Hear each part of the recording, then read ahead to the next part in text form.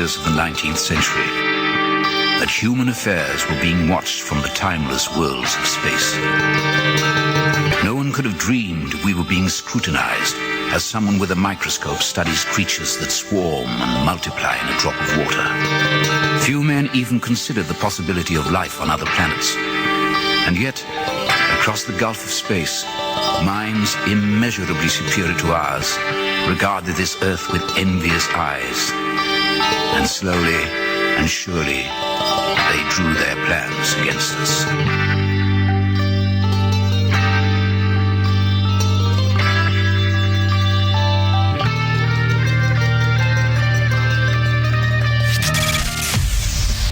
Broadcasting live from a tiny studio somewhere in North America. This is Dark Matters Radio Live.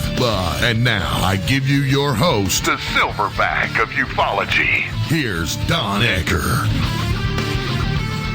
And ladies and gentlemen, good evening from Dark Matters Radio, the very first show of the year 2021. And tonight, I'm sorry to say, we're going to have a very sad and probably very somber show. This past week, actually on New Year's Day, I lost one of my closest friends and somebody that's been a part of Dark Matters Radio for years. You've all heard Richard Sarradet numerous, almost innumerable times, not only on this network, but going back to when Dark Matters Radio was on Cyberstation USA. And I really struggled over what I wanted to do this week. I wasn't even initially sure I even wanted to do a show this week. But the more I thought about it, the more I thought the best way to begin the year would be a celebration of my friend and everybody else that's on tonight's show, a friend of theirs also, because we have quite a few people on tonight. First and foremost, my lovely wife, Vicki Ecker. Vicki is has been friends with Richard as long as I have, going back to about 1990, 1991. And then a group of folks from the first incarnation of Dark Matters Radio, from the original show when we were broadcast out of Boston. Tonight we have my former producer, Mr. Jay Bartleben, and along with two of our avid listeners and frequent contributors, Mr. Vance Walton, Mr. Stephen Bradford. And of course, I would be remiss if I missed my very last guest and frequent co-host on this show, Mr. Mark Center. Ladies and gentlemen, thank you all from the bottom of my heart for joining us this evening. Yeah. Well, don't all speak at once. We didn't know if our mics were on or not. So. Yeah. Yes, they are. We should have known. Well, Vicki has been a hard one to rope. I've been trying to get her to come back to DMR often, and all she would ever tell me is, well, I don't think I have anything else to say. Well, so at any rate, she says that until she doesn't stop. Yeah, we were able to get her on tonight's show. Well, let's start. Rich and I, over the years, developed an incredible friendship. I'm going to tell a few stories tonight about some of the adventures that Richie and I engaged in over the years. I first met Rich when he called up UFO Magazine. I didn't know who he was, and he introduced himself. and said that he had been a working actor for many years, had had a starring role for 3, possibly 4 years on General Hospital, playing attorney Howard Lansing. I had seen Rich in many other shows. My God, going back to the 1970s, he appeared in the major motion picture Midway. He had been on a number of other shows, I believe The Bionic Woman, Black Sheep Squadron. Oh, Lord, I can't recall them all. Had appeared and had starred for a while on Dynasty. He had been in Simon & Simon. And for whatever reason, he decided he was going to leave the field. He wanted to branch out into other areas, possibly producing, directing, writing, and things of that nature. But when he approached me, we agreed to meet in Sunland, California, here at a restaurant, a local restaurant there. And something just seemed to click between us from the get-go. And we started working on a number of projects.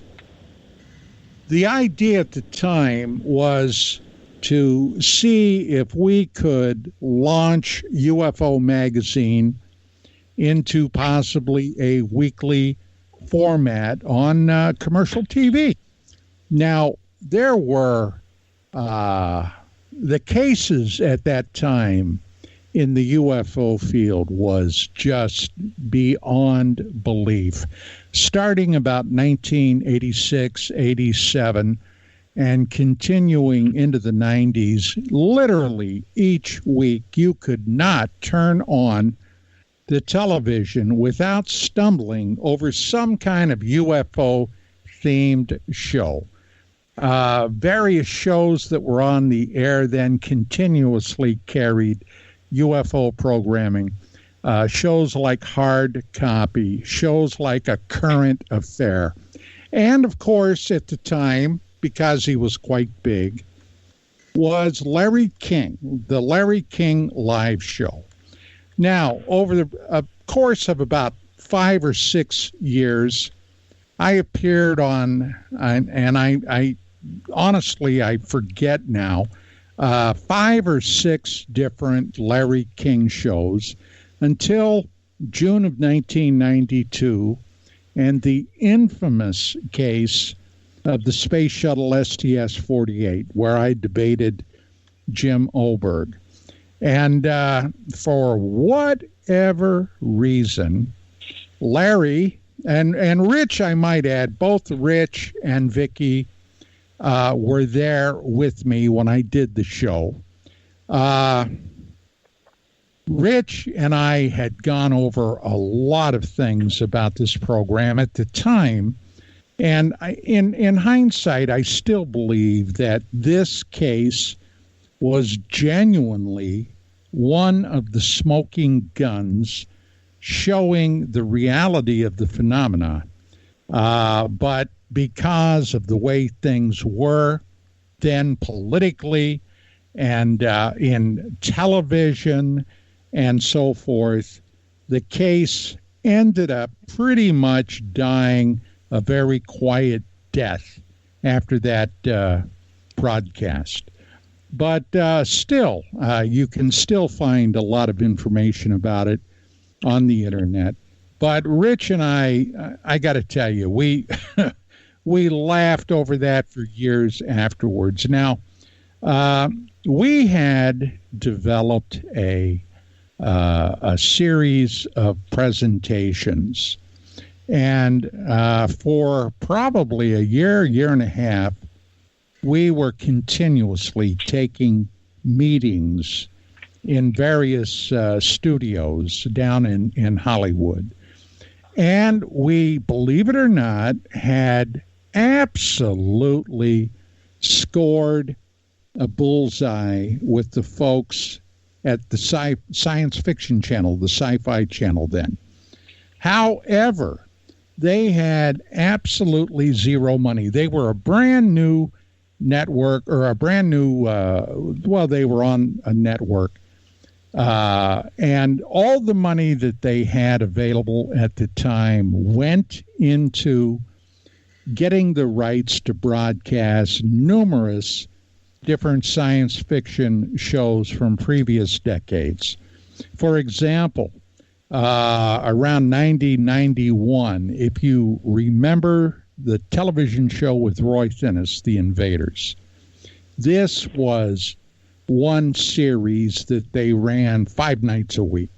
And there were many others. But as the man told us that we were talking to, guys, he said, I'd love to be able to do something with you guys. You have an absolutely outstanding idea for a series, but he said, we just simply don't have any money. All of our money is tied up in getting these science fiction shows that we can run to get the network established. So, I mean, it was a really heartbreaker from our standpoint. But, oh my God, we would frequently take road trips over to Las Vegas for various things. And at that time, basically, Las Vegas was the Mecca of the UFO universe. Richie and I had gone over there and interviewed quite a few people, not the least of which was Robert Lazar, in the aftermath of the infamous Area 51 story with George Knapp, and many others. But the bottom line was, the more I got to know Rich, the more I absolutely loved him. And I think that came through. Although I will be upfront and honest, we often would disagree on various things. Sometimes the disagreement would spill over into what sounded like anger. But the one thing about Rich and I, we never stayed pissed off about anything. Because, hey, here was a man that was one of the most generous of spirits that I have ever known. Generous to a fault. And I saw him almost literally take the shirt off his back one time when we were stopping somewhere to get gasoline. There was a homeless guy there, and he was basically begging for money. And Rich whipped his wallet out and handed the guy $10. I mean, that's the kind of man he was. So with that being said, let me go to Vicky. Vic, you know, you met Rich when I did. What was your your take on the whole thing? Well, my take, as it were, was just knowing after being around Richard for a while that this is one highly spiritual, highly giving, and probably one of the most egalitarian people I've ever met. His generosity of heart, his quick wit, okay? There was a whole lot of attributes that Richard had that really, really just made you want to be around him. He was a wonderful conversationalist, okay? I will just miss talks with him. I'll just miss this man that was just the most beautiful heart, okay? He had a beautiful heart. And he and I were very, very much attuned together on a level of spirituality, of understanding. And this, of course, has helped me be more comforted after his death, than knowing that this level is just one part of the dimensional universe, that there are many areas in spirit that all of us at one time or another are going to experience or have experienced, and probably already have. And it just was great to have a rapport like that with someone. It was, I didn't get to spend as much time around him as you did, Don. But whenever he was here, he was just a gracious guest. And he was gracious to us when we had problems, like when we were evacuated from the fire. he opened his home to us. Well, he and of course, Gloria his both. wife. Oh, yes, that's what I was going to say. The whole family are generous and loving, and loving is the bottom line as far as I can see, and that's why he had so many people around him and wanting to be with him. You know, he's a wonderful guy. What can you say? You know, I mean, everybody has something to give to the world, to the universe, but certain people stand out. Certain people are present with you or with whomever they're with, and really present. And Rich was like that, just very, very giving and very present for his friends and others. What can I say? I'm going to miss him a lot, and I just know that wherever his soul is, he's flying in freedom, and his spirit and his light is generating 100 million megawatts wherever he is. I wish that there was more time that we had been spending together, but basically I know it was you, Don, that you and he had a lot of adventures together, you know, when I was at home doing other stuff. So anyway. Yeah, well, you know, it's amazing. Last week, 3 or 4 days before New Year's, Rich and I would usually chat. I mean, with the pandemic, we had not been able to physically, you know, go to Rich and Gloria's home or Rich to come down here. So we kept in contact. But ever since his surgery, Rich had been experiencing a lot of problems, and physical problems with swallowing, maintaining, you know, food and what have you. So we usually talked a couple of times a week. He would call me up, I would call him up. Well, I called him up either Tuesday or Wednesday. Now, I don't remember which day it was, but when he answered the phone, I never had heard him sound as weak and frail as he did, and my heart just skipped into my throat. And he told me, he said, I just had a really bad night. And he said, I don't think I can talk very long. So I said, hey, buddy, no problem. Look, you get some rest, you know, get yourself built up a little bit. And when you feel like it, give me a buzz, because I didn't want to bother him. Well, it's funny. Friday, New Year's Eve, when I woke up in the morning, I thought to myself, I wonder if I should call Rich. And I ultimately did not call him because I hadn't heard since we had chatted a couple of days before. And I didn't want to disturb him. And then Saturday morning happened, and Rich's wife, Gloria, had texted Vicky letting us know that he had passed.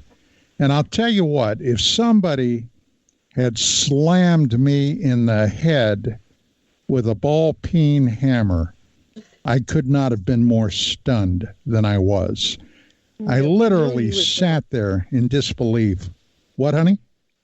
I said we knew he was ill.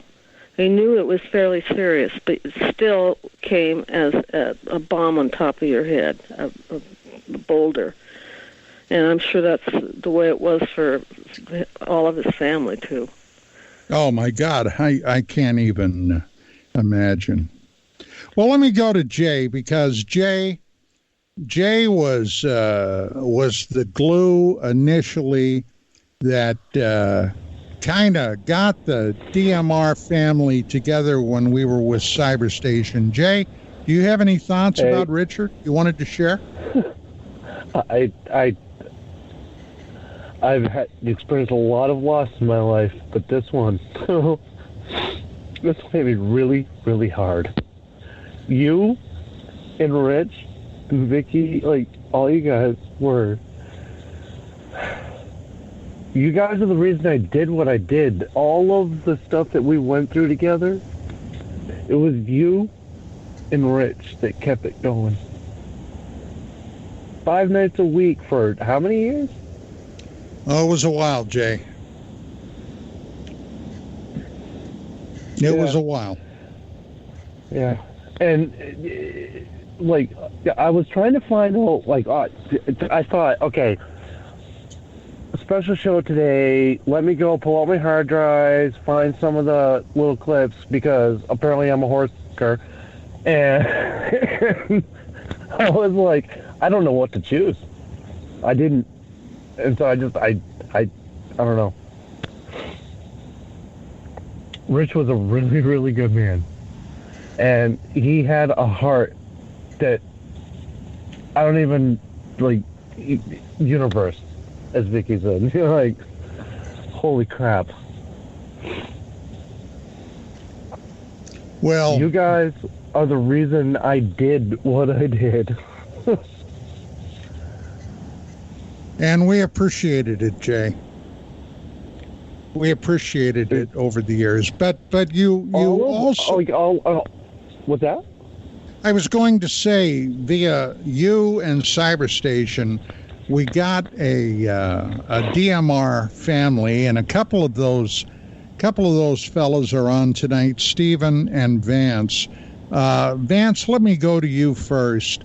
You were one of the frequent Friday night when we would end up doing a roundtable on Fridays. You were one of Friday Nights Live.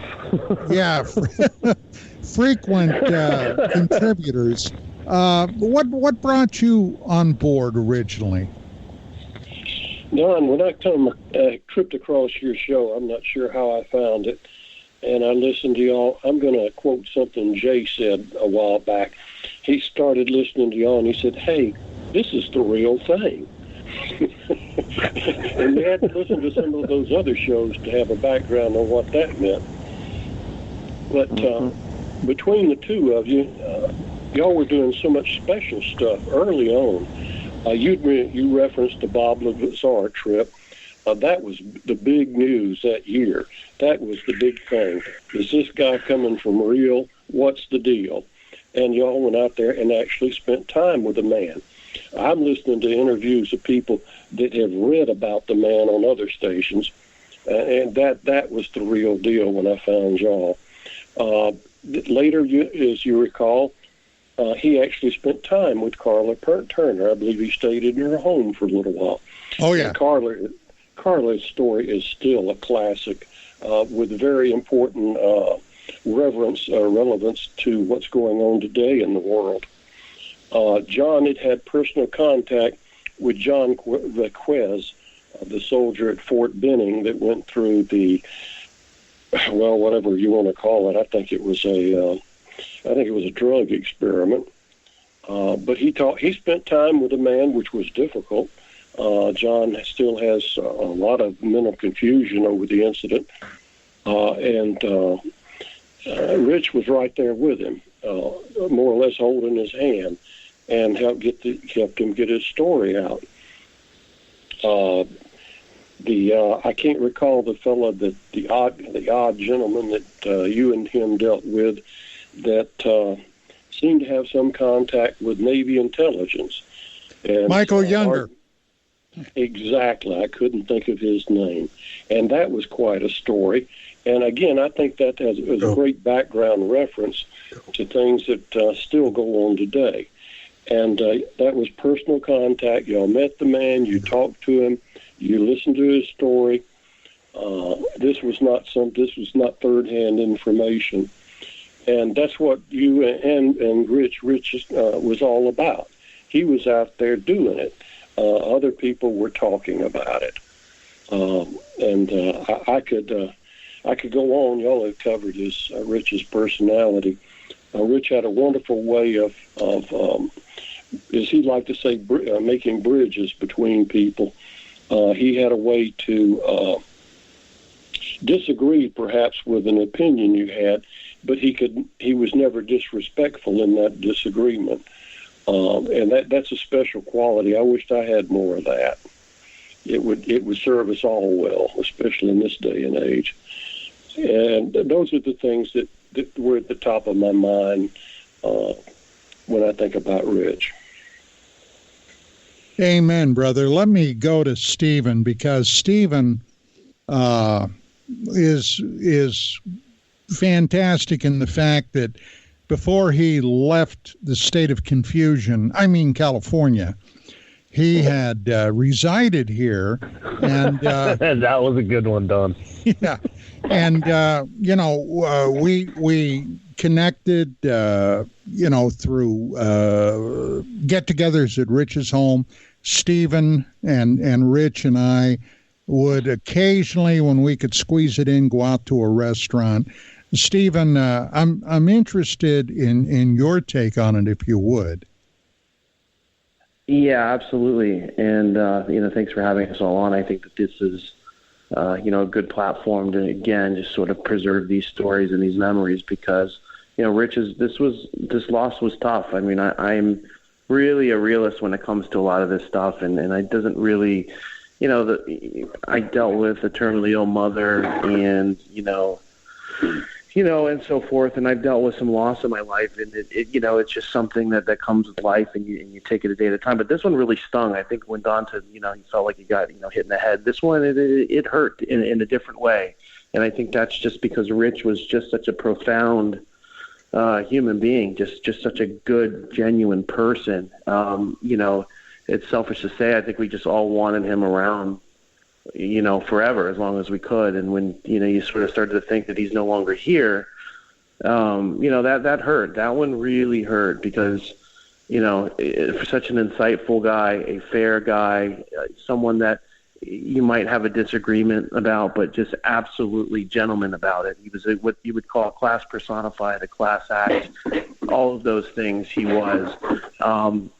I'm fortunate in the fact that, not only was I able to follow his research, listen to him on these shows. Some of these shows go back 20, 30 years, but then I actually was able to meet him. They said, don't ever meet your idols.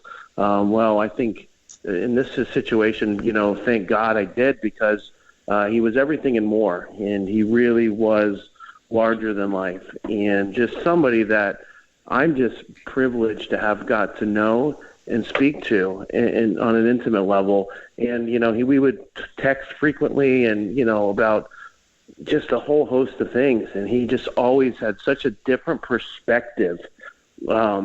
He would approach everything from a different angle than maybe you would have first thought, or anyone would have thought. And I think that's what made Dark Matters Radio so successful, because you had someone like Don, who's very hard-nosed, matter-of-fact, doesn't bite his tongue, and then you had the perfect foil to him in Richard, who was a little bit more subtle, good cop, bad cop. And I think that foil, that interplay between Don's personality and the way that Don conducts himself and his perspective, and then Richard's, I think collectively made something that he simply just couldn't. It was unparalleled.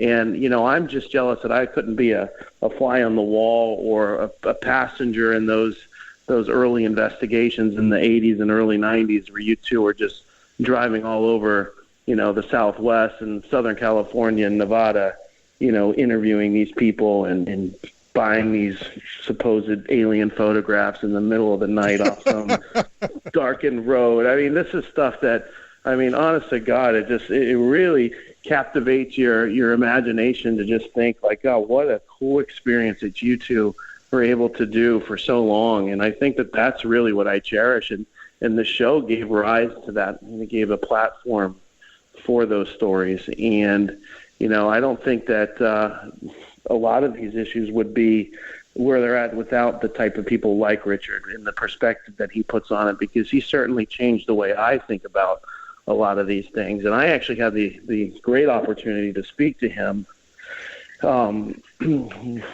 Once right before I left LA. So maybe a little over 2 months ago, and then we communicated is just a couple weeks ago because I heard he wasn't doing well, and I really wanted to reach out to him, and he made it abundantly clear that he was in a good place, that he was in the fight, and for whatever it's worth, he was in it. But if it was his time, it was his time, and he was looking forward to getting to that next plane because as Vicky said, he was a very spiritual person. He put a lot of time thinking about these things. So, it's sad for us and it's selfish for us because he's no longer here. But Richard is being more effective on the other side. He's really where he wants to be. This is a guy whose entire life was a spiritual quest, for these types of things. And then he made it clear to me that, he had his yogis and his gurus, and these are things that he thought long and hard about. So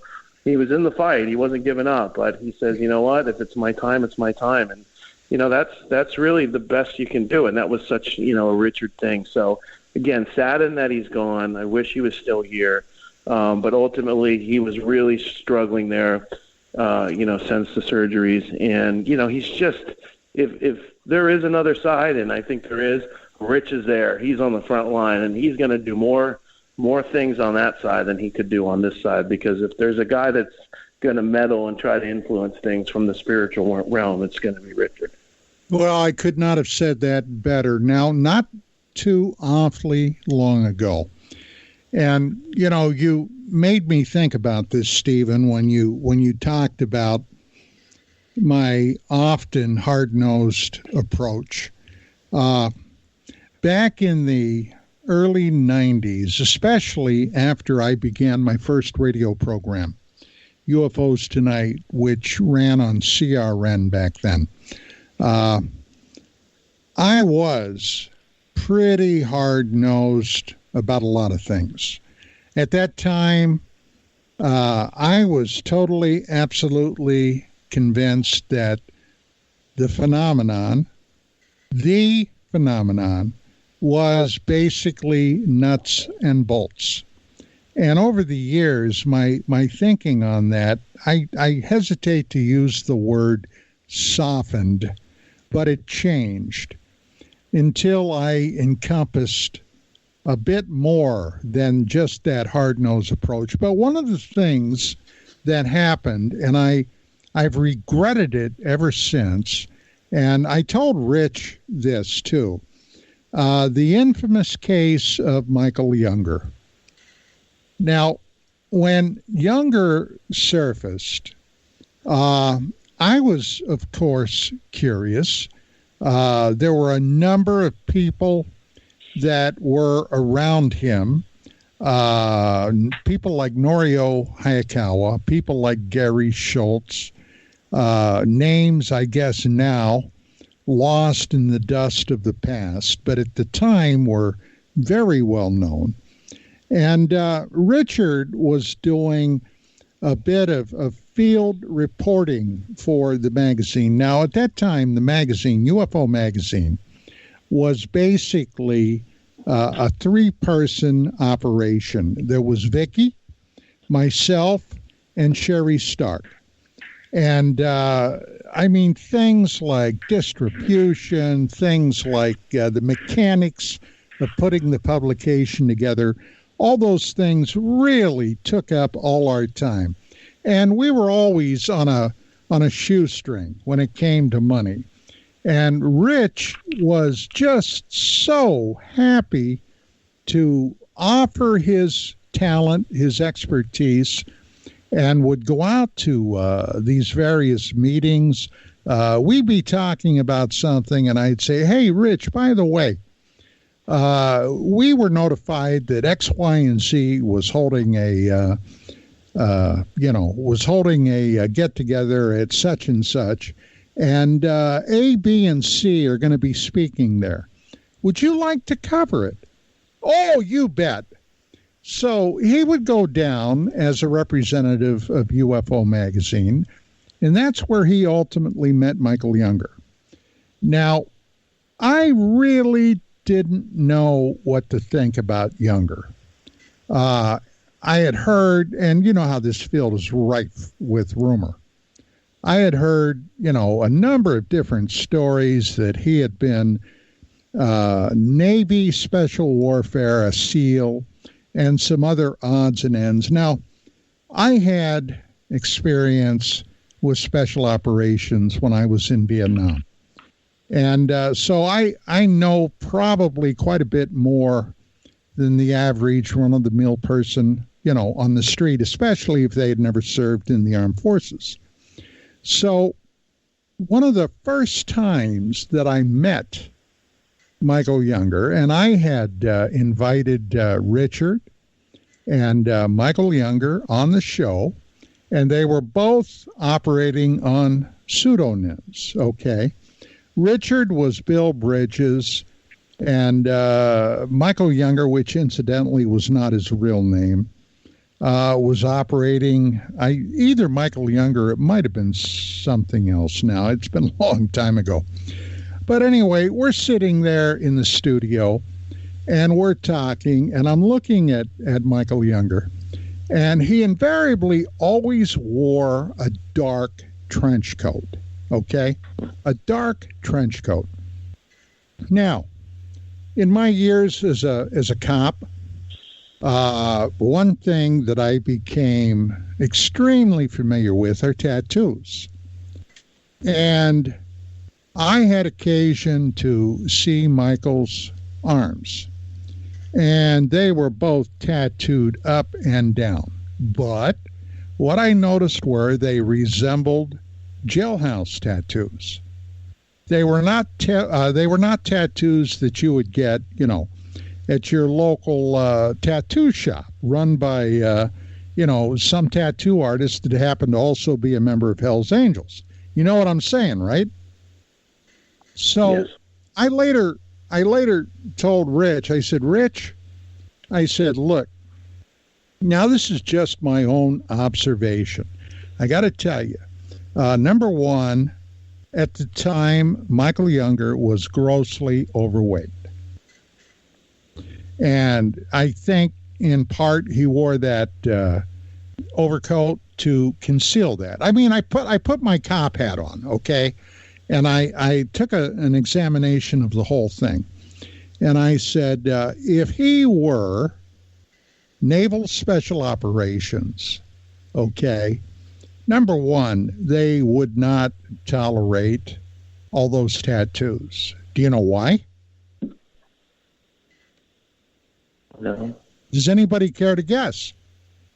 I would imagine because you could be identified if you were Exactly, Stephen. You got it. So, and there were some other odds and ends that I was suspicious about. Now, look, there's no doubt in my mind that he was connected to something, okay? He just would come up with too many exciting things. I mean, he had documentation and he had insight into things.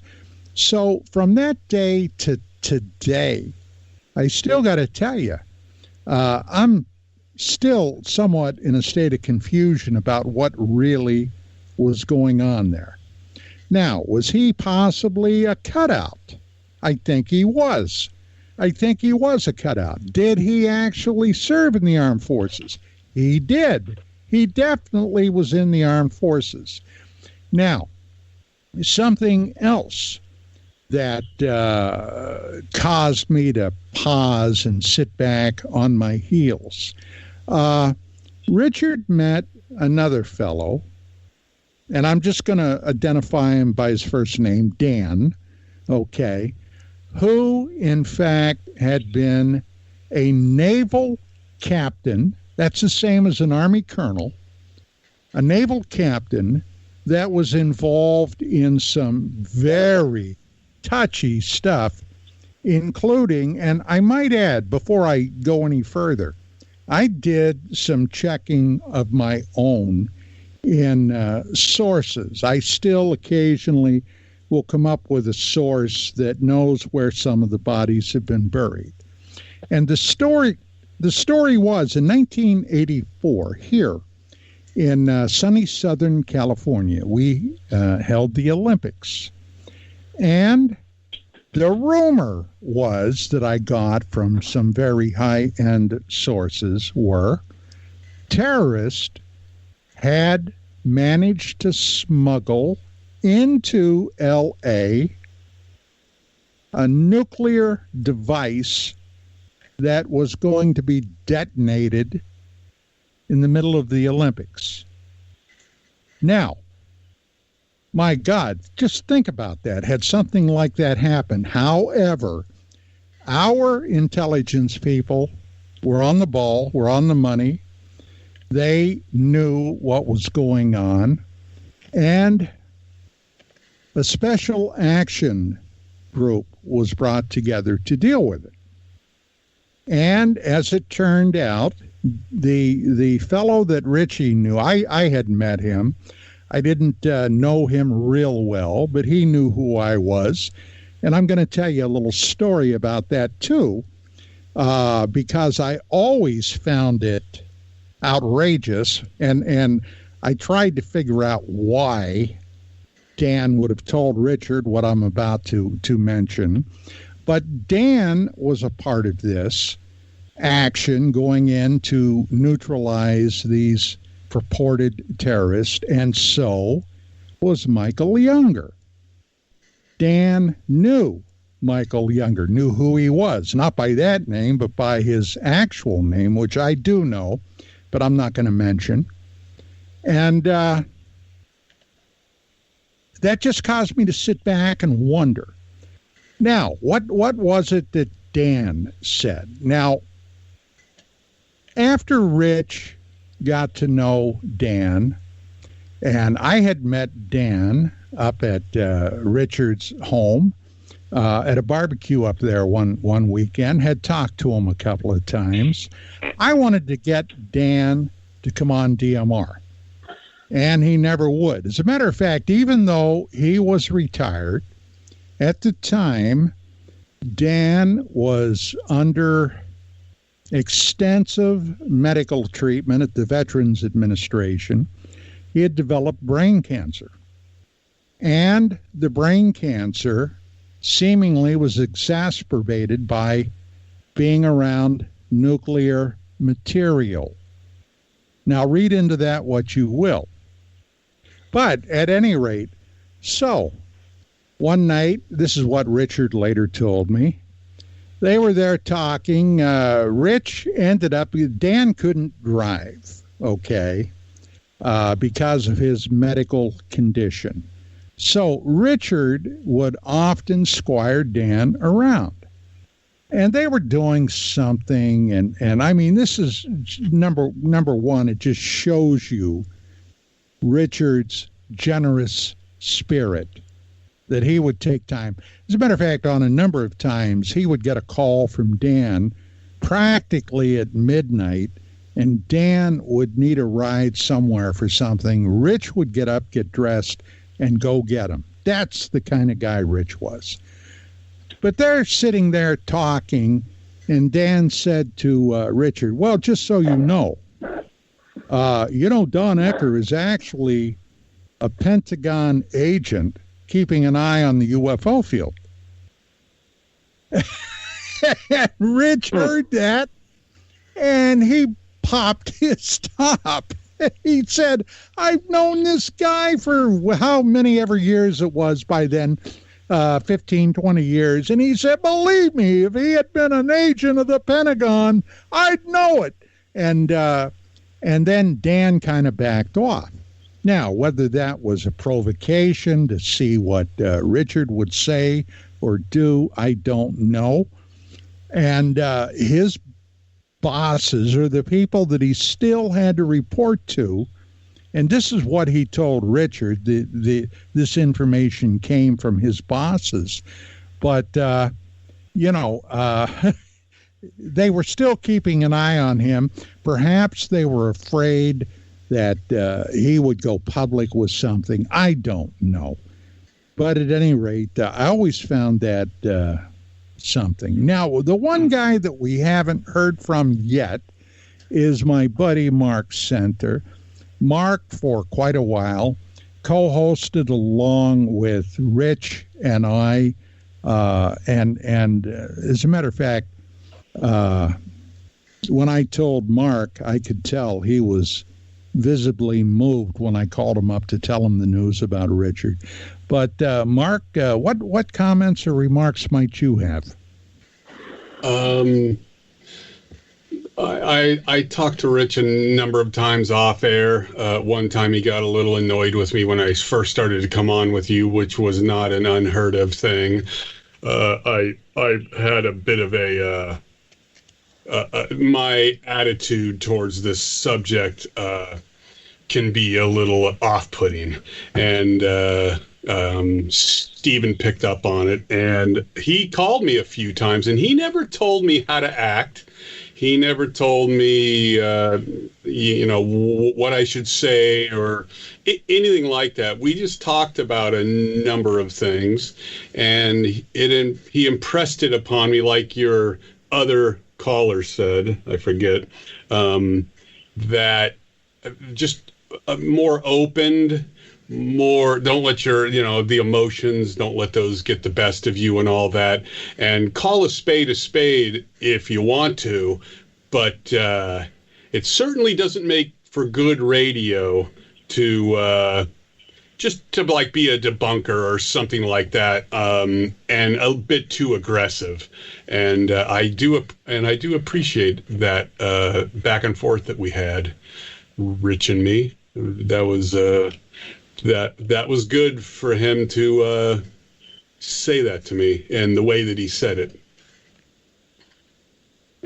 Other than that, I mean, we spent time on the air, had great back and forth, and I sent them stuff in the mail. In fact, if I look in here, I think I told Don this.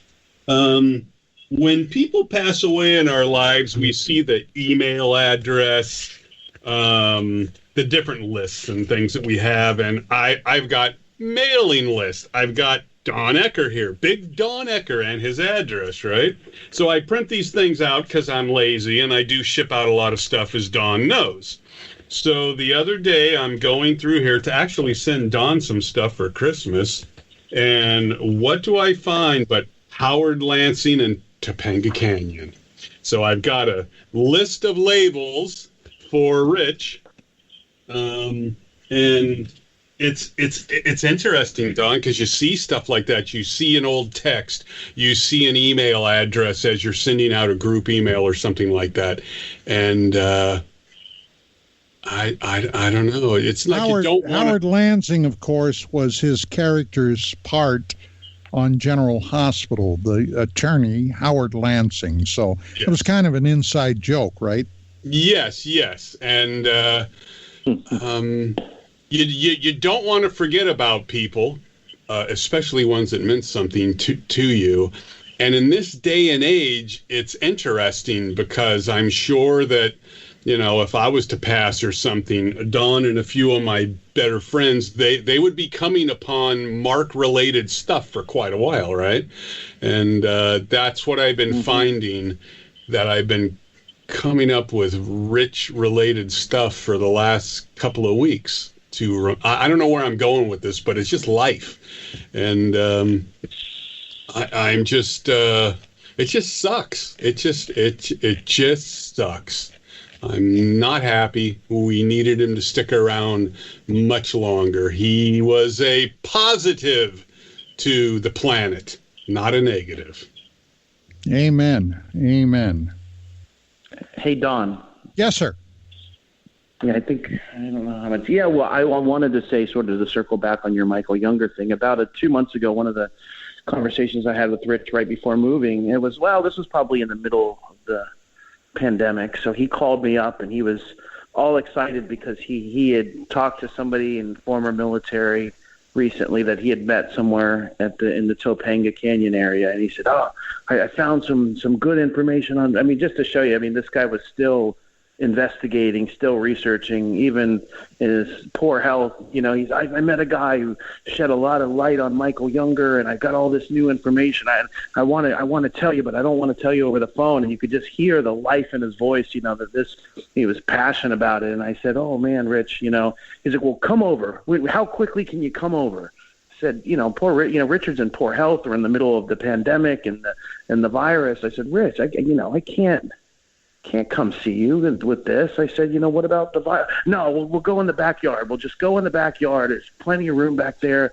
You know, just didn't even phase them. Of course, I didn't go. I could never live with myself. I could never go. I wish, you know, now obviously selfishly that I went, but I, you know, just wasn't something I was going to risk. But there was Rich probably in, you know, maybe June or July, maybe it was August, calling me up to try to get me over there because he had some stuff to say, and it was, you know, kind of bittersweet. I wish I had gone and got the information and got to see him again, but you know, just too risky, unfortunately. But you know, Rich, in his true fly by the seat of his pants way, we'll go in the backyard, it'll be fine.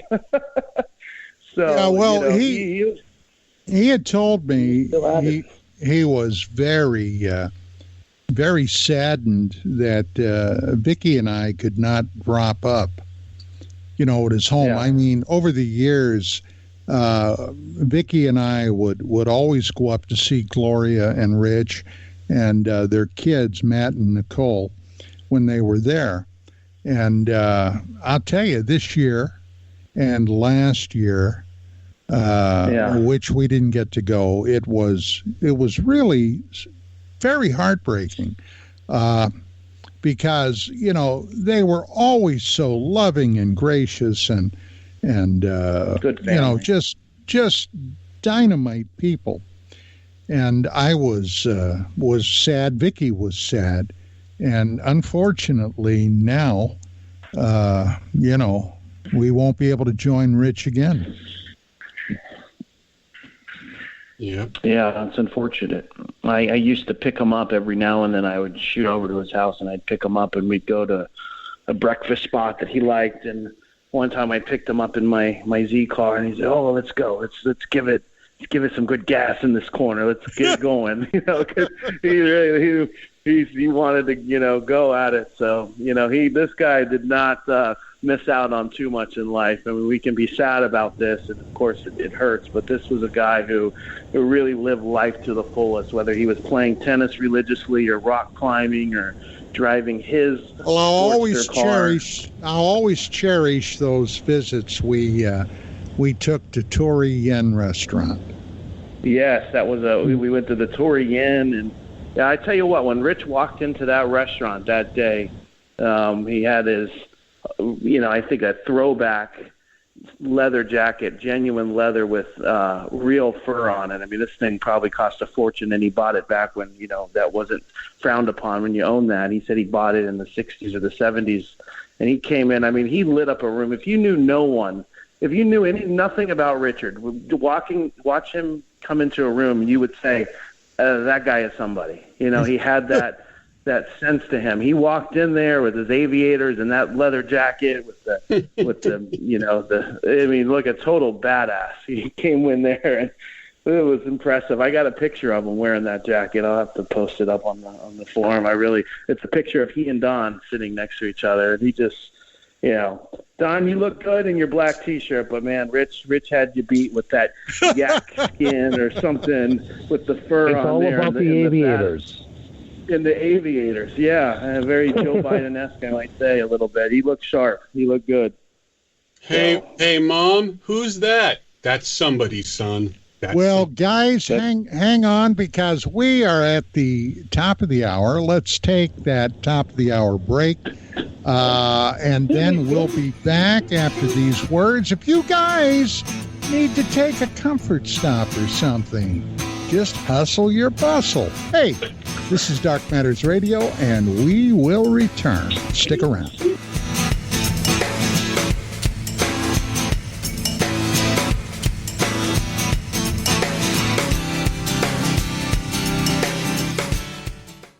getting older and noticing that my body just doesn't work as well as it used to. So I like to keep fit as possible by hitting the gym a few times a week. Recently, I started having a nagging bicep pain, and it got so bad I couldn't even lift the weights. When I was complaining about it to a friend, he told me about Angioprim. He said chelation helps remove toxins, heavy metals, and cholesterol in veins and arteries that may cause blockages. You know, after just 1 week of taking Angioprim, the pain was gone, and now I'm back in the gym full strength. Scientific research proves the active ingredient in Angioprim has superior oral chelation action that helps promote cardiovascular health. So to learn more, go to angioprim.com. That's ANGIOPRIM.com, or talk to a trained consultant. Call Angioprim toll free at 945-882-7221. You'll feel better with more energy. That's 945-882-7221. Or go to the website, angioprim.com. Folks, this is very important information. What's to be said about CBD?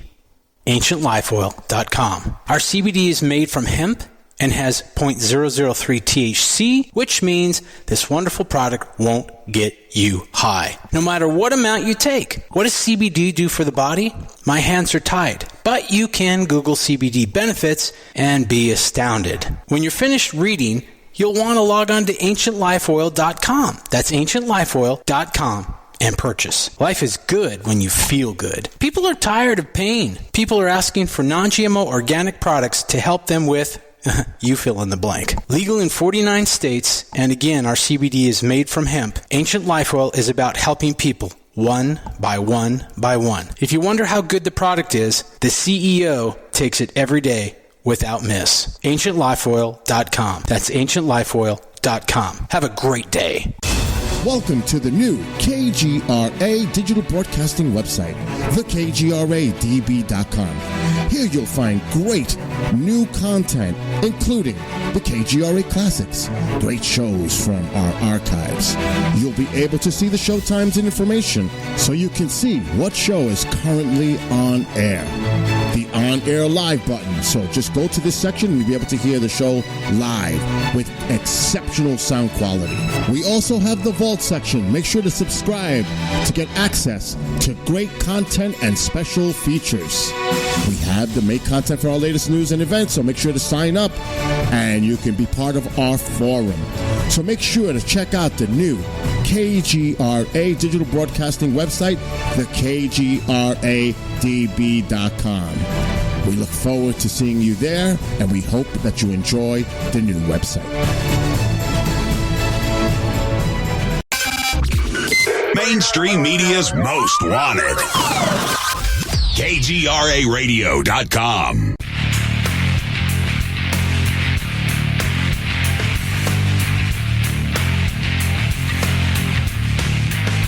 Ladies and gentlemen, we are back with Vance Walton, Stephen Bradford, Mark Center, Jay Bartleben, and yours truly. Vicki had to drop off. The whole show thing on Rich tonight was getting a little much for her. But guys, let's just throw this open. What's on your mind about this? Any of you are welcome to just jump in and start. Okay, everybody, as a former producer, please do not all speak at once.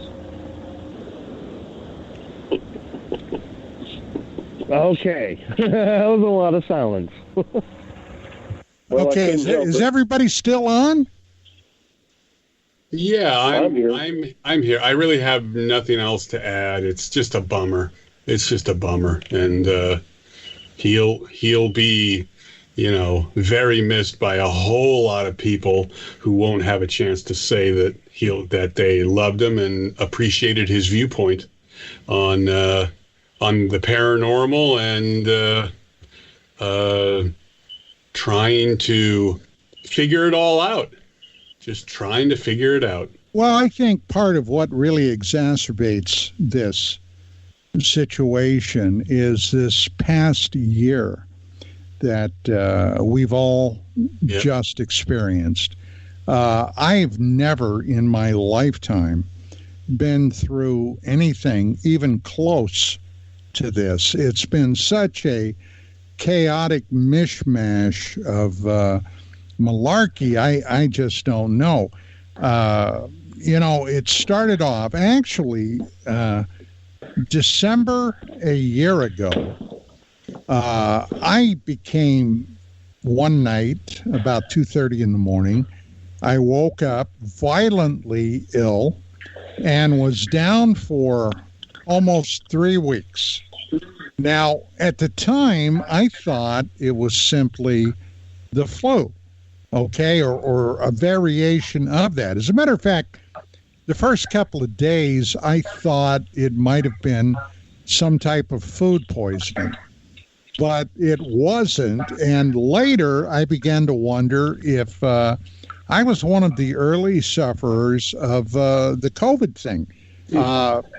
We were not aware then, but COVID was exploding across China. They had not yet closed off their airports. They were letting Chinese citizens fly all around the world. California has a heavy influx of Asian travelers coming from the Far East. So it might have been something like that. But then by March, everything just went wacko, okay? Do any of you guys have any similar experience like that? Not particularly. I would say for me, no sickness or anything like that, but just, and Don, I know that you feel like this. We talk all the time. It's like, would I be doing a huge amount of things differently than I do now? Not a huge amount, but it stinks that you couldn't go see Rich more, that you can't go to the movies, that you can't go do stuff that makes life worth living. And some of us, like Steven said, I'm out of California because this is even worse, where they've just passed a new reg. I don't know if you guys saw it, but now you can't drive further than 120 miles round trip from your house. Now, let's not get into that, but I mean, it's just maybe that stuff in Washington as well, and the other riots and things like that. This is it's just a bucket of S, Don. And then, well, how would they be able to enforce something like that? Well, they can't. They just throw it out there. But we've lost Rich. We've lost other family. We've lost actors, I guess, and musicians, and we just lose. The freedom's lost to some extent, especially if you're in California or New York. And you add it all up, and we've never been through this, Don. We've never been through something like this. So when somebody dies when we're going through something like this, it's just a whole different kind of response, or it can be. Mm-hmm. Vance? I agree. Vance, do you have anything to contribute? Well, actually, about January, February, my wife and I came down with what I thought was a real bad flu. I wound up in the hospital, and they said that it was they tested me and said it was the flu virus B. And so, okay, they said type B, so I guess that was it. There was no test for COVID back then, and I don't know what I had. But knock wood, I've been doing fine since. I don't know. Well,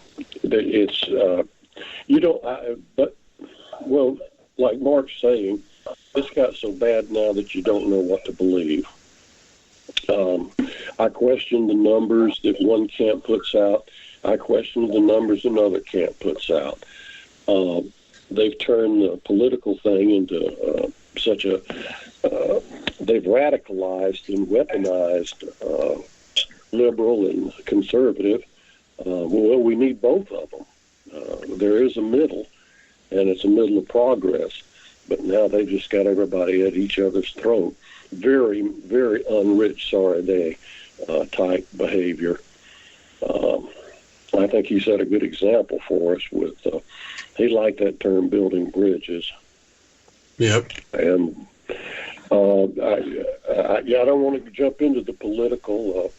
It's got where on social media, I won't say anything political, and I don't really want to hear anybody else's political stuff anymore. It's become toxic, and it's turning us against each other in a bad way. And Rich was just so against all that. I mean, he had his own views, and he would passionately talk about them, but he was just, it was like, man, life is, there's just so much more to experience and to look into than all of this crap we're going through. Yeah, I was politically in a different polar opposite of Rich in so many things, but yet we got along great.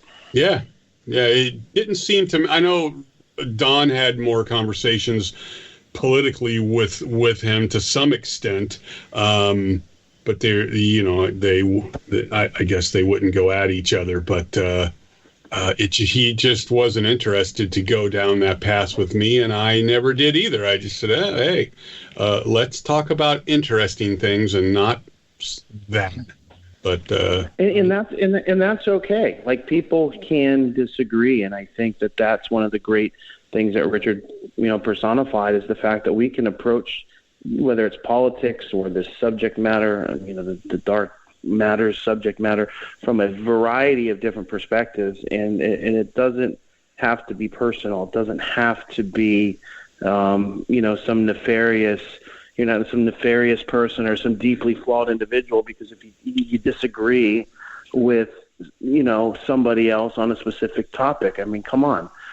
It's part of the human experience, and Rich understood that, I think, better than everyone, and did a great job of just being able to really sort of navigate those waters in a way that was never offensive, never disrespectful, and I believe he honestly listened to your point, even if he didn't agree with you. A lot of people you talk that you disagree with, and they're standing there, but they're not listening. Rich was a great listener, and I would implore everyone who's interested in Rich or to reacquaint themselves with the Rich to really go back and listen to some of the interviews that he participated in with Greg Bishop, because Rich is a great co-host with Don, but it was also really interesting to hear Rich just become the source of the interview. And there's a handful of interviews that he did with Greg Bishop, one called The Quiet Researcher, another one called Alchemy, and something else. There's 3 or 4 of them. They're just fantastic, where you can kind of get Richard's perspective on a variety of things. And he's such a great storyteller, and he's experienced so much and done so much in his life and did so much that it's just, I've probably listened to a handful of them, like 4 or 5 times. He's just so interesting. And I really think if anybody's listening to this, or if they come across this podcast, years from now as they're working in their cubicle, much like I did, go back and check out the Radio Mysterioso interviews with Rich Sarradet, and you really are going to come out of it a better person anytime. And I think that's the true gift that Rich gave to the world, is the fact that he spent a great deal of his time as a high school teacher. So, he touches us in touched our lives in this fringe topic on the radio, but he was actually shaping hearts and minds in a positive way as a school teacher. And I think that's admirable, and something that needs to be highlighted as well. And it's something that many of his students, and I met several of his students, they absolutely idolized Rich. They really did. Oh, I don't doubt it. I mean, of course. Because he's the kind of guy that had the ability to sit back and listen to what those youngsters had to say, and not do what so many adults do, which is dismiss them out of hand. Yeah. What were you saying, Jay? You kind of stole my thunder there, bud. Oh, okay. Well, I'm supposed to do that, Jay. Kind of the same thing. I'm supposed to do that. One of the things that I always looked forward to was when you guys would come on the air, and we had our pre-show banter before the show would go live, and those were the recordings that I was looking for because I wanted to air some of them tonight, and I was like, no, I can't. But when you and Rich would talk, Rich would go on these storytellings, and the guy should have been like an author. He was so good at storytelling. When you listen to him talk, you just sit back and you're like, yes, I want to hear more. He was amazing at that. Well, that's unfortunately one of the things that will never come to pass now. And that was, for a long time, Rich wanted to, not with me, but with others, wanted to collaborate on a book on the Michael Younger story. Yeah. Let's say you guys have brought up the STS-48 show a few times, the Michael Younger story. Then, as you and I were talking on the break, the Alan Stern story, Rebecca Stern, and Michael Younger, and you guys brought that up all the time. But on Fridays, you guys would be like, all right, we're just going to have a round table of let's just talk it out. And they all came up constantly. And I really, really, really enjoyed listening to it. Yeah, absolutely. Well, that's also why I know in high school we have a very loved teacher over the decades. He's still alive. He just turned 90, and what made him so great was the way that he taught history. He would just get into it almost like he was acting, and he would tell these stories. And I mean, if you were a bonehead kid and you were out back smoking and all that, you wouldn't miss his class because it was like you were wanted to be there. Yeah. And since Rich was an actor, I could imagine that he did the same thing in front of his students where he would bring them into the story. And that was one of the things that they, I'm sure, loved about his teaching style. One of my very close best friends is, he's considered a special education student. And he's got dyslexia, and he's on the autistic spectrum. And he's one of those people who his ability to retain history is just it's scary how good he is at it, and he is such a smart kid. And it's people like Rich that allowed him to be able to explore that and not let again, I know Don doesn't do politics, but he doesn't let that kind of stuff get him down. He looks forward, and Rich is the person who would allow those students to look forward and know that life is here. Let's do it.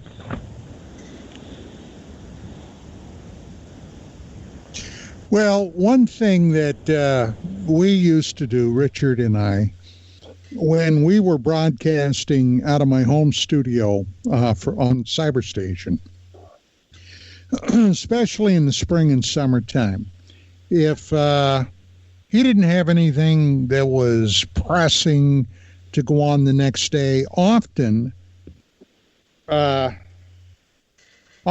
we would retire to the patio after the show, and sometimes, I know this is going to shock everybody, but he and I would imbibe in some adult beverages. And no, come on, Don. Some of those meetings, I wish to heck I would have had the ability to record it, because there was some priceless stuff. Now, and since we're just past Christmas, right along the time that we met, this was just a week or so before Christmas. This had to be, I don't know, 1991 probably. We were, as we did damn near every day, we would be banging away on some projected television project. And anyway, we're getting right to the point where Christmas is staring us in the face. And it was either he said to me or I said to him, hey, why don't we go Christmas shopping together? You got to get Gloria and your kids something. I've got to get Vicky something. I got to get the dog something. So anyway, he and I went shopping, went over to Burbank to the big mall. And we shopped over there and walked around, had some coffee, walked around some more, bought some stuff, probably too much stuff. And then sometime late in the afternoon, well, we better get rolling. Yeah, we better leave. So we go down, find our car, put the stuff in the car. And on the way home, and Vicki and I were then living in Sunland, we passed this restaurant which had an open bar. Well, what do you say, Rich? You want to stop? And he was really heavy into martinis then. Do you want to stop and have a martini? Yeah, okay. And I forget what I was drinking, but anyway, we went in there. And we probably were parked there until about 10 or 10:30. So needless to say, they poured us out of there. And luckily, we were only a couple of blocks from my house. We got there. And first thing I did, I stumbled in and put on a pot of coffee. But those little memories for me are priceless, That's great. That's really good. Applejack, Don. Applejack.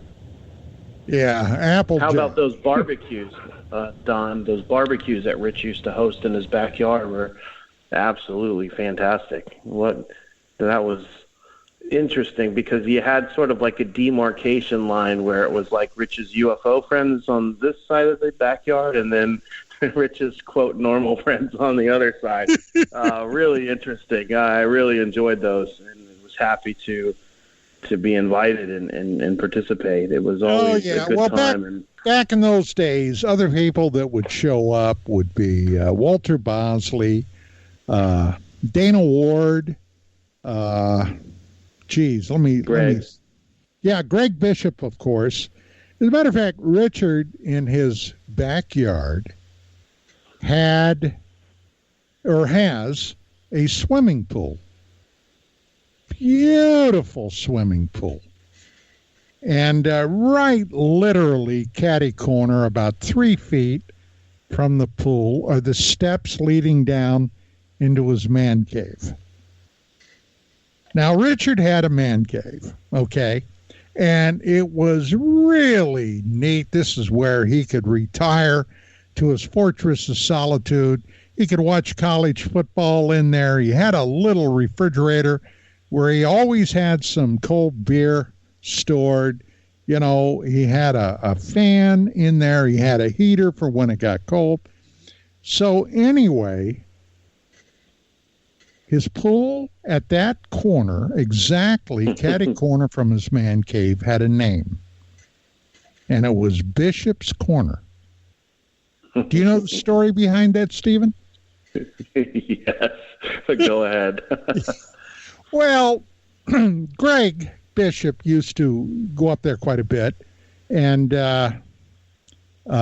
he was walking either to Richard's man cave or away from it, had his laptop in a case slung over his shoulder, and I guess it was dark because at the time, I don't think Rich had any lights there.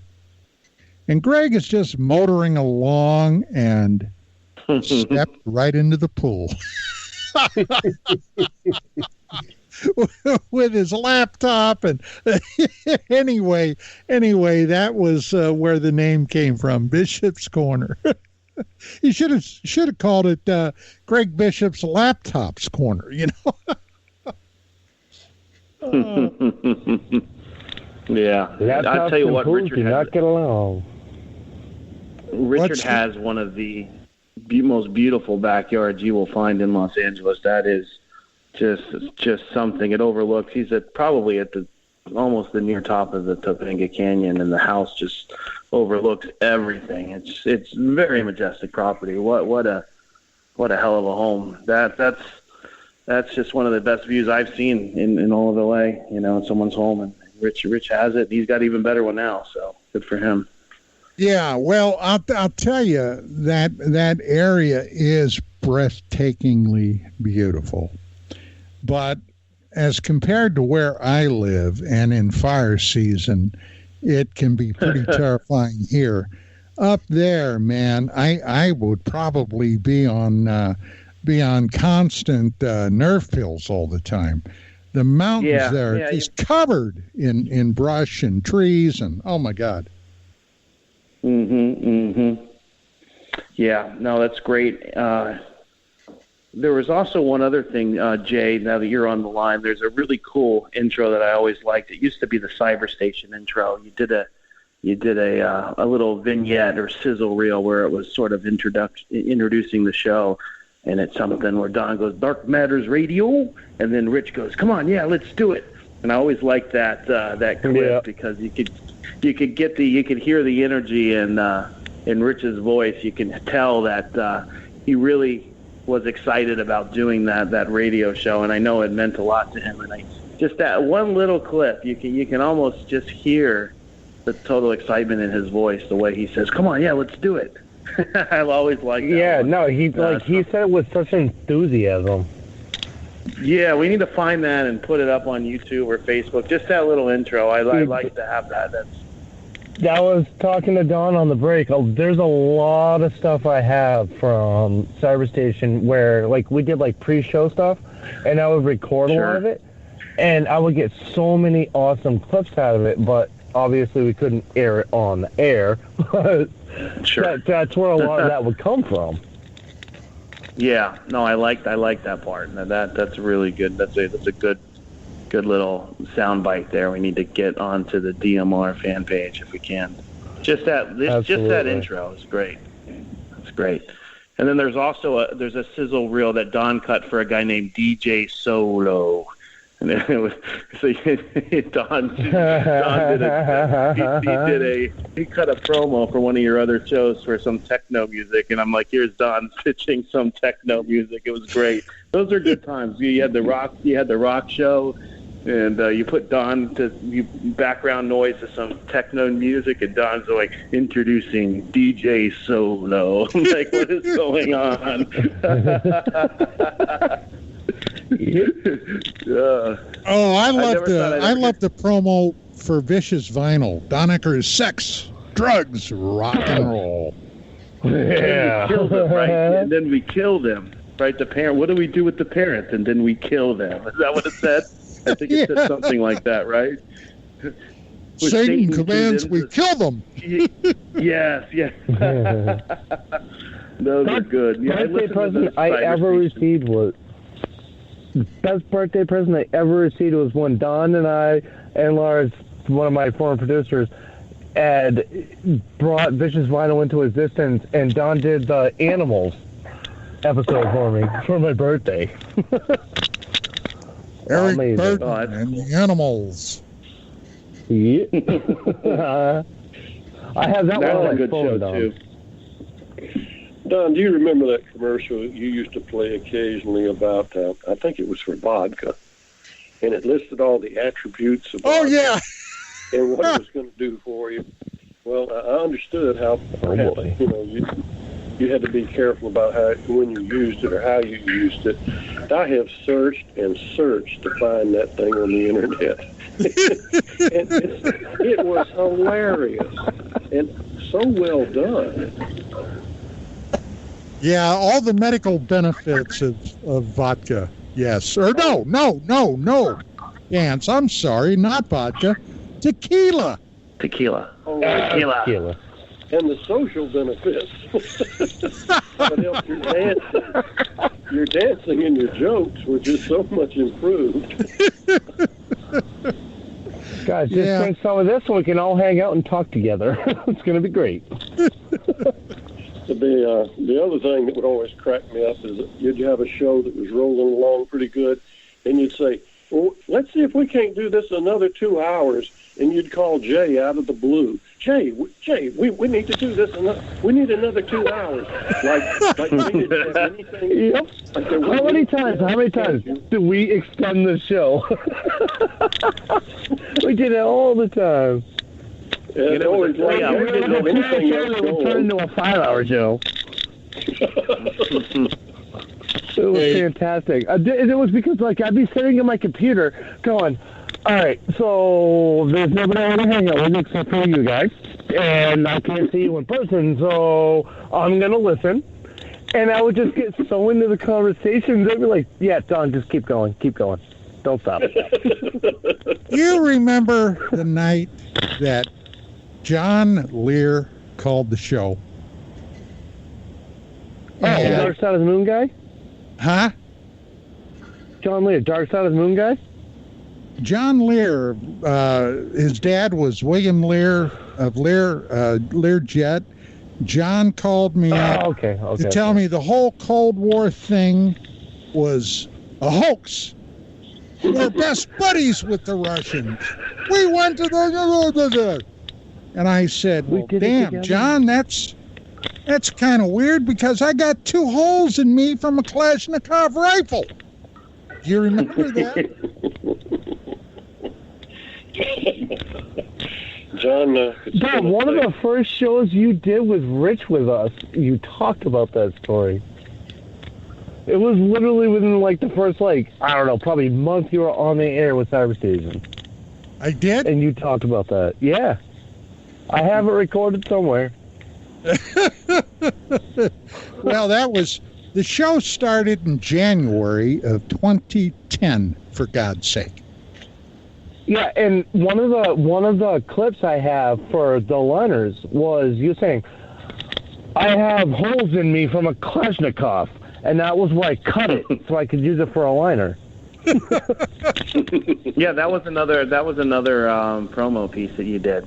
And then John Lear. Yeah, it was the 2012 one we did. We never went to the moon. That's right. And we used that clip from John Lear when he said that. Yes. Mm-hmm. Yeah. Yeah, he goes, you want to hear it now? John Lear goes, you want to hear it now? Well, yeah. Yes. And then right when Don goes, well, yeah, and that was when we cut it. Yeah, those are great. You got to get those promos online. They're good. They're very good. Oh, I have all of them recorded. I got to get up to Quincy so I can get them all back online. I'll send them all to Don. And I don't know, like, Bill, sorry, but I know there's a lot of Cyberstation stuff involved in that, but there's so many clips with Don and Rich in those. So many. Yeah, it was good stuff. And good stuff. Good days. Good you get, like,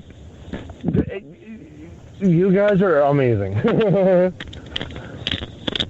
Well, I'll tell you, I really treasured those Fridays when Stephen and Vance and Ward and Ryan and I forget who else. We ever find Ward, or is he still living on Mars?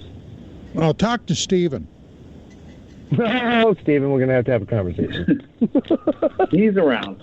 He's out there somewhere. Mars. He's out there somewhere. He's around. He's alive.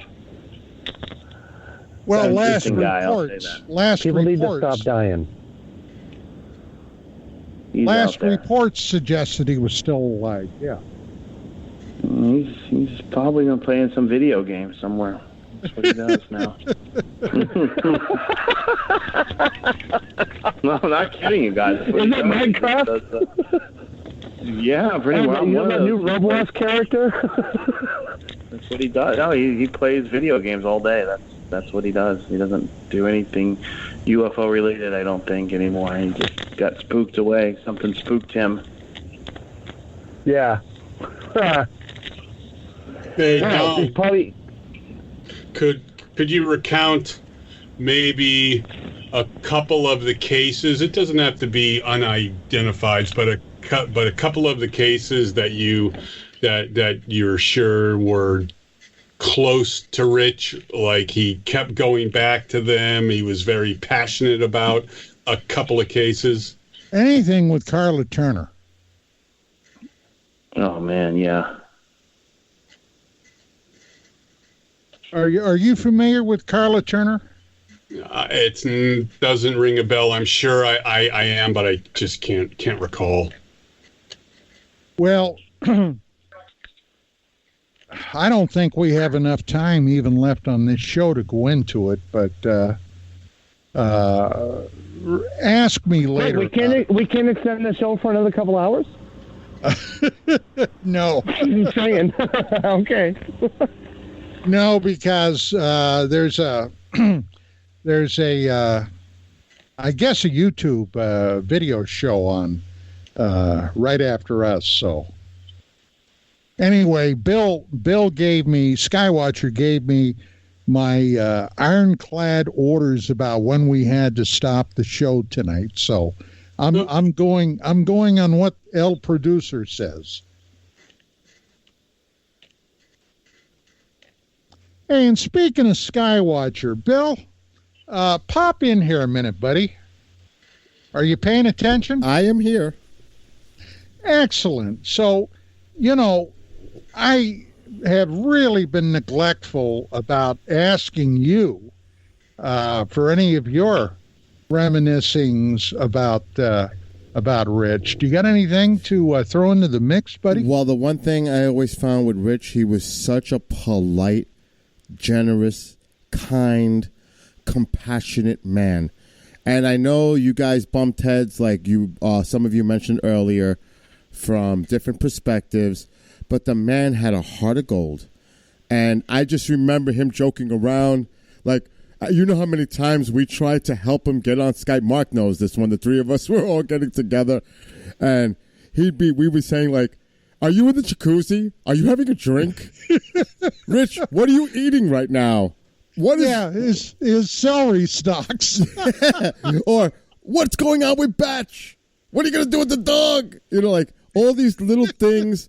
And the guy, I mean, when we would talk off air, he was so polite. And I actually asked him for help on an issue, and he was right there for me. Give me a call, Bill. This happened a few years ago. And, he was on, the last show he did, I believe, was Halloween, this past Halloween. And you interviewed him this year, and thankfully that's on the record. It's in the archives that you actually interviewed Richard Sarradet for 2 hours. And I could just still, and I'm sure everybody can relate to what I'm about to say, you can still hear his voice. We can hear him talking to us. Do you understand what I'm saying? It's like I can still hear Rich talking to me. Oh, yeah, absolutely. Hey, I'll tell you a little secret, Skywatcher. And I'm not just saying this. This actually happened. Today, I forget what had gone on. I heard something on the radio or something. Anyway, it bummed me out. And I looked at my wristwatch, and this is honest to God what I thought. Because I would continuously, I would either chat with Rich or with Mark. And I looked at my watch today, and I said, gee, I wonder if Rich is going to call me. And then I caught myself. Honest to God, I caught myself. And I just shook my head, Yeah. That's where that's at. Well, I would say that same thing about Video Dave Aaron, because, I was one of the few guys who kept in contact with him because he was, nice guy, but out of his freaking mind most of the time. But I would keep in contact with him. Yeah, he was a little crazy. And still to this day, I I'll think about something in the morning, or the Tucker Show will have an unidentified segment on, and I've got to tell Dave. And I mean, it's been months. It's crazy. Well, I don't mean to interrupt you, Don, but I'm gonna send you something in the chat, in Skype chat, and this is what John Ostains put in there, and I think this is exactly what and who Richard Sarradet was as a person. Nice. It says that columnist Steve Lopez wanted to know if hitchhiking can get you anywhere in Los Angeles. Richard Sarradet is the only driver that stopped to give Steve a ride. I remember that. That is who Richard Sarradet it was. He had such a big heart, compassionate, and he was just an incredible soul, spirit, and he always was positive, regardless of what he was going through. He always projected positiveness despite what he was going to. Because you all know, matter of fact, Don, you called me a couple of weeks, and this was a private call between you and I, and you said, Bill, Richard doesn't sound well. I'm really, we had that conversation. And all of us knew how ill he was and how he battled them and came back and overcame all these things that he was going through. But still, when this happened, I never wanted to do a show like this. None of us wanted to do a show like this. And it's a shock. We all knew he was ill, but this is never where we wanted to be right now. Well, I'll tell you the bottom line, Skywatcher. I was honestly convinced that he was going to pull through this. He was a fighter. Yes. He fought. He fought for years with this. We had some private, very intimate conversations about his condition. Yeah. And only one time did he say words to the effect of, I just feel like throwing in the towel. And I said, buddy, that is not you. And he thought about it, and he said, yeah, you're right. I'm going to beat this damn thing. And Rich was literally one of the most positive thinking guys I knew. I could just hear him saying the Kraken line. You know what I mean? He always, how we always first got on the call, and Mark knows this, with the three of us, that's one of the first things he would say, and I can hear him, and he's always going to be a part of us, and he's always going to have that impact to all the listeners going way back in the past. And also his, like you mentioned, his acting career. I mean, he impacted a lot of people, and like Mark indicated, the kids that he helped, this man touched a lot of lives in a positive way.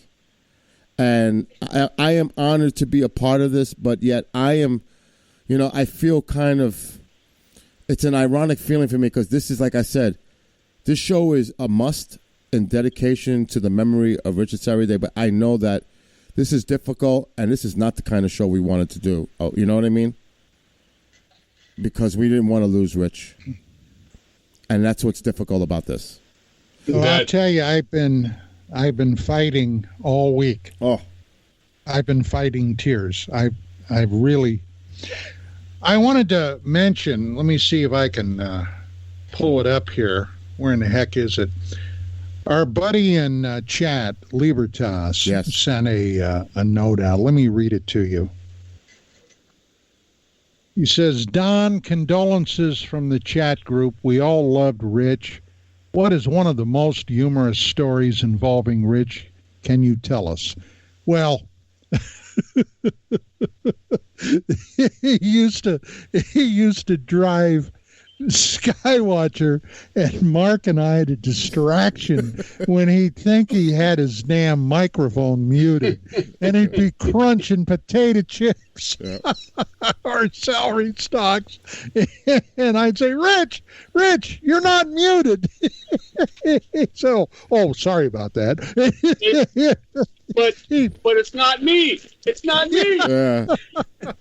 But at the same time, we knew that he had lost a lot of weight, and it was important for him to get anything down that he could, you know.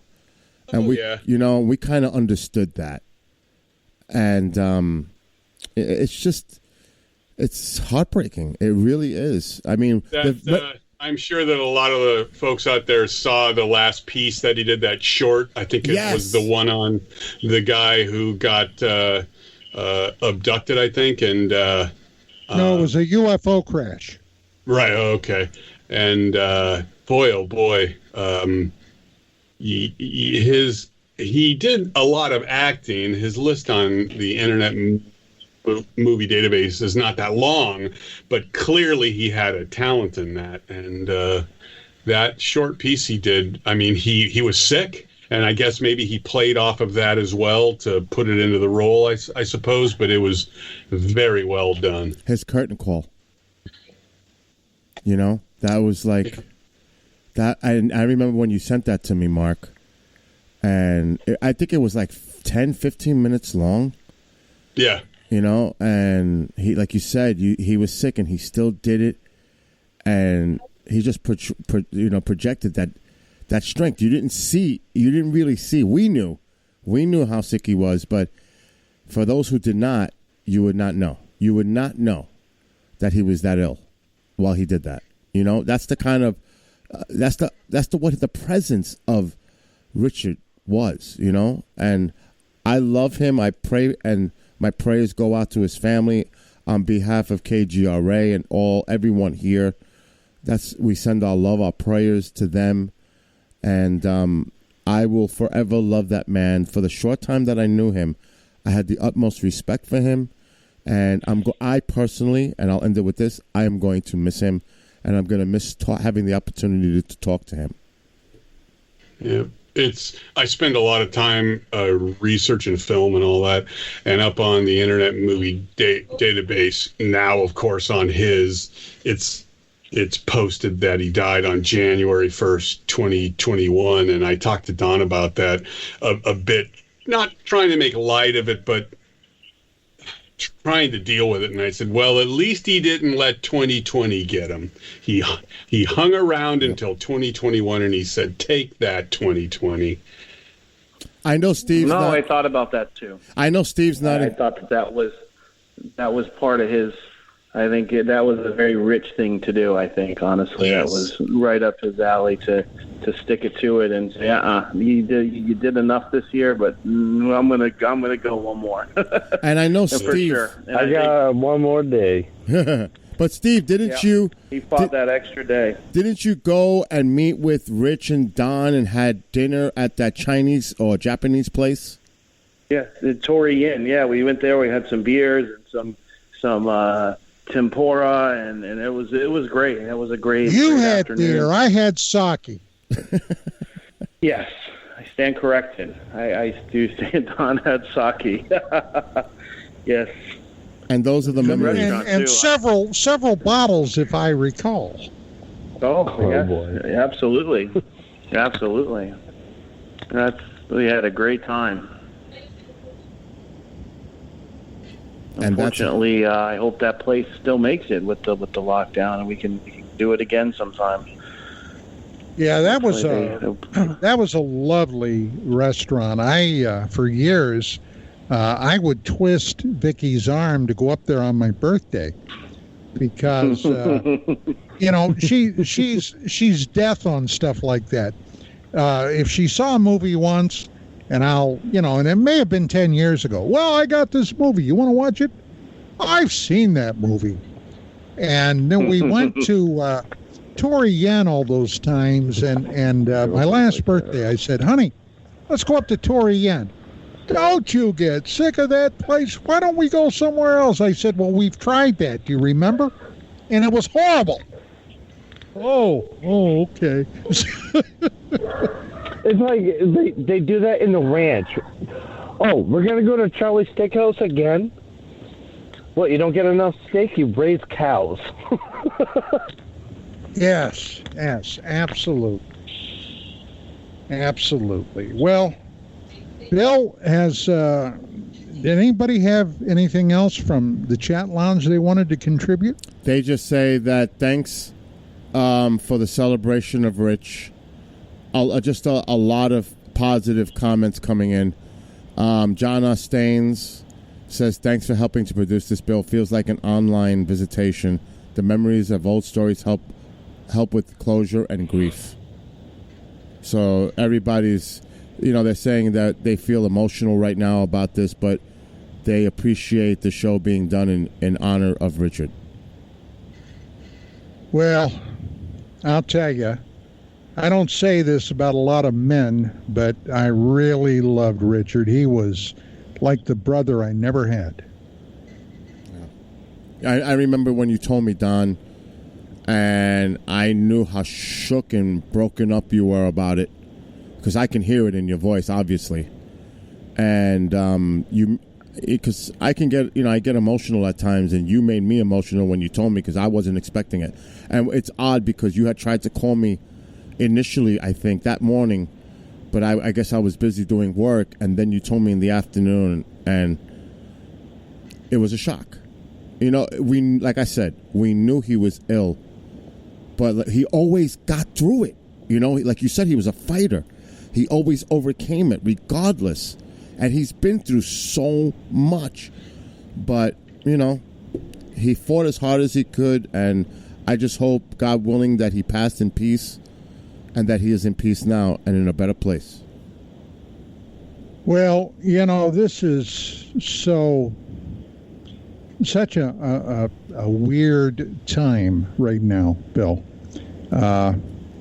You can't even have the traditional, get together of family and friends because of this lockdown, this COVID lockdown. And, that's one thing, and I've been through it many times. I was there for both my parents when they passed, my grandparents. It's just something that these get-togethers help in some manner, and right now we're denied them. Mm-hmm. And even if you have a loved one, doesn't matter who it is, in the hospital, in critically ill condition, you can't even visit them at all, and I don't know, that there's something wrong about that. There's just something wrong. I agree. It's even if you get a procedure, you're the only one that can enter the clinic or hospital or doctor's office, wherever you go. You have to go in by yourself. Nobody can even go in with you.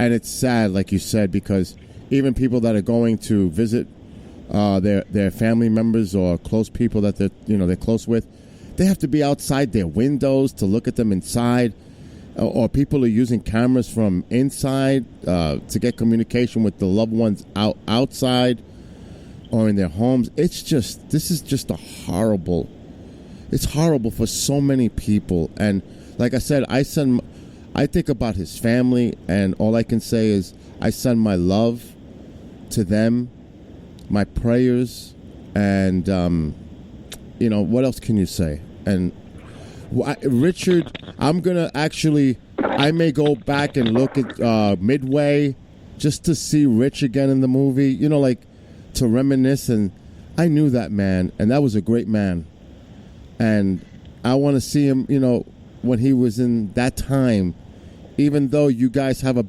history for decades of knowing each other. But I only knew him for 3+ years. But in that time, it was golden. And the off-air between you, Mark, him, myself, and some of the things that went off and the breaks, it was priceless. And you know what I mean? It was fun times with Rich. We all know what I'm talking about, and I'm not going to make that public. But Thank God they weren't recorded. Exactly, but would they be classic? Wait, what are you talking about? They were all recorded. Well, yeah, for Cyberstation, he's got them all, so Jay's got them all. But yeah, we had everything recorded. But I did. Again, because of what you just said, Don, and we got about 4 minutes left, because the show that was going to be scheduled after us is canceled. But the thing is, so we can go another 2 hours. I wish. Perfect. Well, what we're doing here right now is a service to him for those who could not be with him close and personal, toward the end of his life. But we're celebrating his life. And this is giving a lot of people opportunity to share the stories and the memories of Richard Sarradet, and that's what's important, that we're doing it here for him. Well, I would like to say if the family is listening now or they're going to hear a recording, if Bill sends it to him or whatever, certainly you can tell by what everybody is saying here, the impact was made and the man will not be forgotten. That's right. No. Now, we got, like I said, guys, we got about 3 minutes before we close the show, so I don't know if Don wants to give anybody else some closing thoughts on this. Well, I can just say, Bill, can we stay on the phone after this show? No, I gotta get rolling, guys. I gotta get rolling after the show. But I can just say that it's been hard, but I've been holding it together all week. I knew I was doing this show tonight, and I had a suspicion of how emotional it would make me. And I don't shed tears easily or often, but I can feel the emotion welling up inside me, and I can just say, guys, I'm really going to miss the man. Yes. God bless Rich. I think it's time for a steak and a glass of red wine tonight for you, Don. Yeah. Well, I said he was the brother I never had, and I can just say that the man was very, very an important part of my life, an important part of DMR, and the man just was willing. He was the kind of a man that if you needed it, he literally would take his shirt off and hand it to you. Not that it would have fit me, but he's the type of man who would pick somebody up hitchhiking on an LA freeway, for God's sakes. Come on. Yeah. That's true. I read that article. A prince of a man. He was a prince. And I want to just close this out with one more thing. We have 1 more minute, but Don, I want to thank you for bringing Richard into my life. It's because of you with DMR that I got to know the man and meet the man. So I want to thank you for making that happen. You're welcome, Bill. You're welcome. He started broadcasting with me the very first week I was on Cyberstation, and it became a thing, and it was some good times. Agreed. Some good times. Well, gang, I think that's it for this week. Richard, we love you, brother. We love you, and we miss you. And say a prayer for his wife, Gloria, a lovely, vivacious woman. Absolutely. And his 2 children, Nicole, a beautiful young woman, and Matt, who is turning himself, by the way, into a master chef. But gang, we love you, and like I told Gloria earlier this week, I don't know what, but if Vicky and I can do anything, that we would be more than happy to do it. And gang, that's it for tonight. Vance, Stephen, Jay, Mark, thank you so much for joining me this week. Absolutely. Thanks, Don. Thank you, Don. Thank you, Don. Thanks for giving us the opportunity. Yes, sir. Well, gang, if the good Lord is willing and the river doesn't rise too high, we should be back again in a week. And in the meantime, keep your eyes pointed up keep that ear to the ground just to find out what in the heck is going on. And believe me, a lot's going on. And God willing, we'll see you in a week. Good night, everybody.